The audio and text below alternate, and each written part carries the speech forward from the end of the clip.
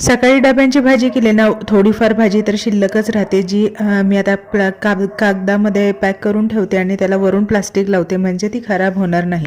चला तर ही कामं रोजचीच असतात आणि हे काय चुकणार आहेत का?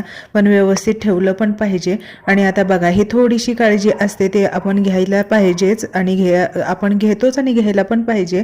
मुलांसाठी विशेष हे आहे रियांचा खाऊ, जो हेल्दी आहे आणि त्याला आवडीनं तो खातो. तर तो मी भरून ठेवला. काजू बदाम आणि जे चणे असतात ना ते, किंवा डाळे असतात ते सुद्धा सगळे व्यवस्थित भरून ठेवले. खूप दिवस तीळ पडले होते, ते मी उन्हामध्ये ठेवून घेतले आणि त्याची संध्याकाळी चटणी बनवणार आहे. मम्मीने ही एक छोटीशी प्लेट आणली होती आणि त्याच्यामध्ये काय खायचं तर पॅटीस आणि सॉस खायचा किंवा पराठा आणि सॉस खायचा, हे सांगितल्यानंतर रियांश तर माझ्या मागेच लागला की मला बनवून दे. चला हे तर झालं, आता जेवणाच्या दुपारची तयारी तर केली पाहिजे. भेटू आपण जेवण केल्यावर. बाय.